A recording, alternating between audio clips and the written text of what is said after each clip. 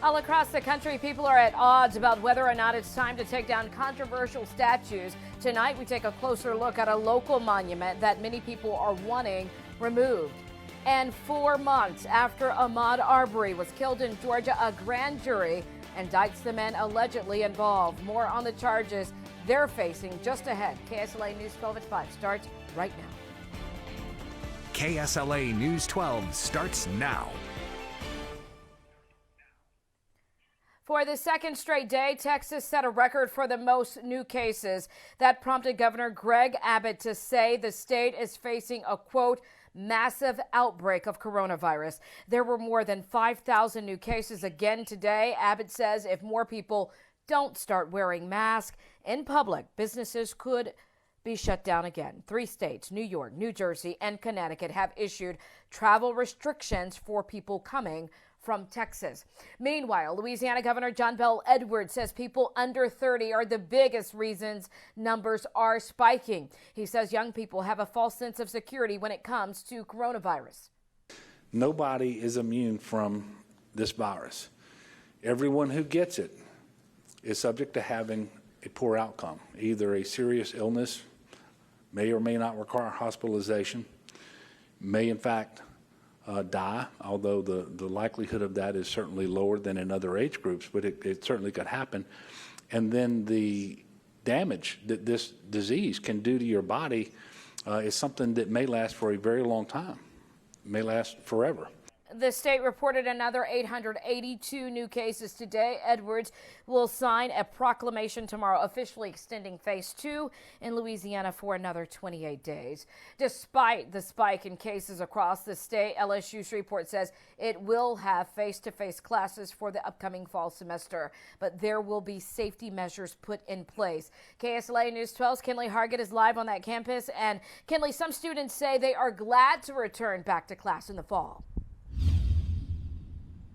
Yeah, they are, Dominique. The students I spoke with say they can't wait to get back to school because the coronavirus has impacted their college experience and they just want to get things back to normal. Now, administration says there will be smaller classes and class sizes as sections of those classes, and students won't be sitting next to each other. And the school says it will expand cleaning protocols. One incoming senior says she feels safe going back to school.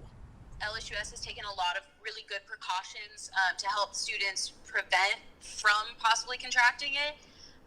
Obviously, there is still that risk of coming in and someone having it and possibly catching it, but they've done really well at trying to control class sizes and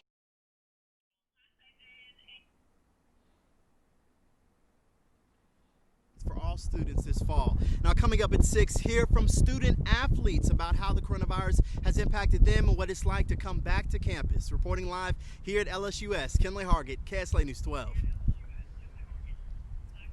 All right, Kinley, thank you. And the safety of student athletes is a very big concern. A lot of coaches are saying they don't believe that contact sports should return in the fall. So it'll be very interesting to hear from students to see what they think about that idea moving forward. Thank you, Kinley. KSLA First Alert Weather with Chief Meteorologist Jeff Castle. Good afternoon, everyone. Tracking scattered showers and thunderstorms here across parts of the Arklatex again today. Main concerns, locally heavy downpours, also some wind gusts, maybe up around 30 miles per hour, but not a widespread problem.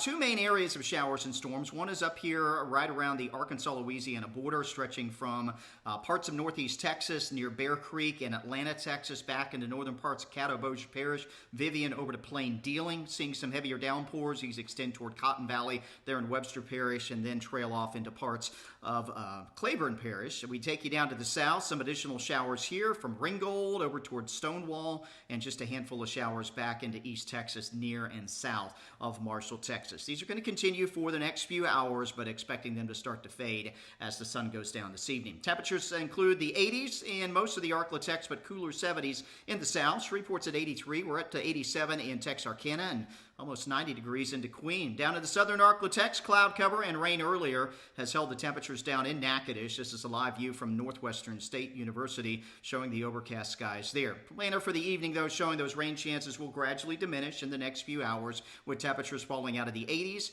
and back into the 70s for most of us by 9 o'clock tonight. Back in a few moments, got a few more storms to track for you tomorrow. We'll have that latest hour-by-hour forecast coming up in your First Alert forecast in just a few minutes.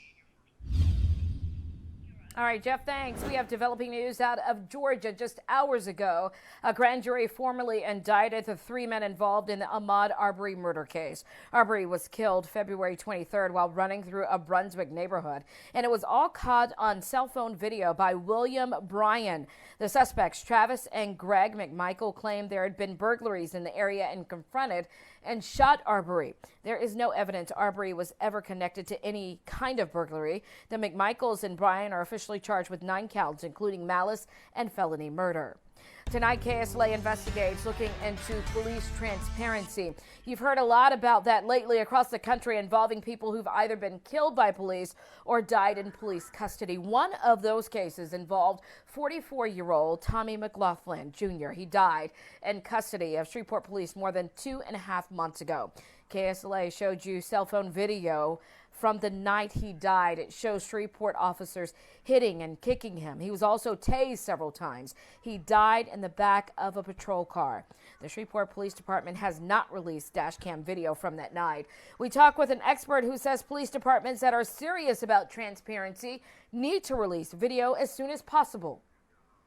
Often nowadays, you'll find that there is some kind of video recording. All of that should come out. You need as much transparency as possible.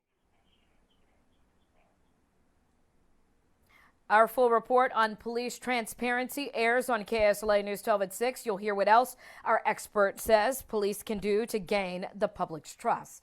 Late this afternoon, the Caddo Parish coroner announced the cause of death of another man who died in SPD custody. This was also in April. According to the report, 63-year-old Wavy Austin died of febrile delirium, which means he had a high fever caused by nervous excitement. The coroner says there was no struggle with police and a taser was not used. The man had no significant signs of trauma.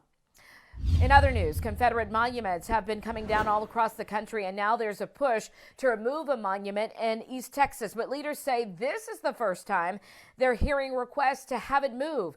KSLA News 12's Jeff Farrell is live at the monument in Marshall, Texas. And Jeff, we haven't heard too much about the monument either. No, not at this point, but we're sure to hear about it in the next weeks and months to come if a community organizer here in Marshall, Texas has her way. You might think of her as a one-woman campaign at the moment to get the statue behind me removed. Consider this. This went up 1905. It's been there since 115 years ago. And there's a lot of people who it's right next to the courthouse here in Harrison County, and they want it removed. This Confederate monument is the subject of a petition signed by more than 1,000 people in Marshall, Texas, asking for it to be removed from the grounds of the historic Harrison County Courthouse. We're not asking them to destroy the statue. We're just asking them to replace or remove it. Community activist Demetria McFarland is best known for her efforts with Marshall Against Violence. She's the brainchild of a petition to move the monument off the east end of the courthouse yard, a structure that evokes far different feelings depending on who you ask. That's a reminder of the torture and the hell that my ancestors went through. McFarland just delivered her message to Harrison County commissioners on this Wednesday morning about the future of this Confederate monument. This court would probably take a look at having public approval to do that, not just our 5 votes to do it. But County Judge Chad Sims says it would likely take a groundswell of public opinion to ever get it to the ballot box. McFarland says if or when that happens, there are many places where this statue could be moved. In a historic cemetery, put it in a museum, put it in Memorial City Hall. Those that want to embrace it, put it in your backyard, just out of sight, out of mind. Dal Smith described losing his patience with what he sees as political correctness chipping away at Southern culture and history. And I'm sick of hearing all this for all over the country, and I'm certainly sick of it, and here in Marshall, Texas, and it ain't gonna happen. Back here live in Marshall, we should also note that there's a different petition started to save that statue as well. It too is on change.org as the one against it. So far, this other petition has 650 signatures and growing. Coming up at 6, we'll hear from people on the streets of Marshall and some strong feelings they have about the statue. Reporting live in Marshall, Jeff Farrell, KSLA News 12.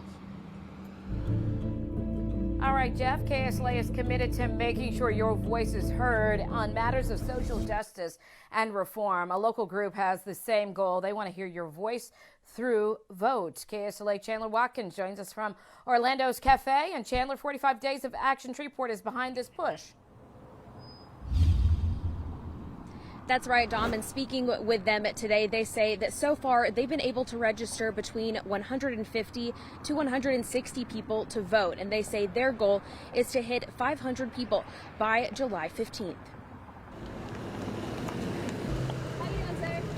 I just wanted to see if you were already registered to vote. As people wait in line at Orlando's Cafe, 45 Days of Action Shreveport check to see if they were registered to vote. You know, honestly, it was just a spur-of-the-moment idea. A friend of mine, right after George Floyd was killed, we just felt helpless and we wanted to do something, so we just showed up downtown and started registering people as we could, and then it just snowballed. The group has 2 locations in Shreveport that people can register to vote at, neighborhood canvases and booths at rallies. They say it's our right to have our voices heard. You guys were already registered to vote? Of course. It's so important. I mean, in our last presidential election, only about 49 to 50% of people voted, and of the people that voted, it's about 29% Black community. So we're just not getting the turnout that we need, and if you don't vote, you can't get the changes that you want. And their efforts are proving to be successful. Several people, like Joyce Taylor Samuels, registered to vote today. Samuels encourages everyone to do the same. Come out the house and vote. Just let's get it done. Only we can make a difference if we pull together.